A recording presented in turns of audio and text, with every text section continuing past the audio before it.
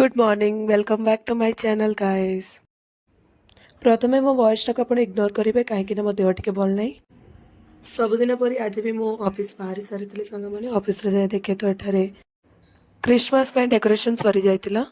एठारे मो फ्रेंड जे कि एक्टिंग कर देखौछि ये रहला मो भाई जब मो मैगी बनी से खाइला पर तार रिएक्शन किछि एमती थिला। आ माने सब ब्रेक रे आस्थिलु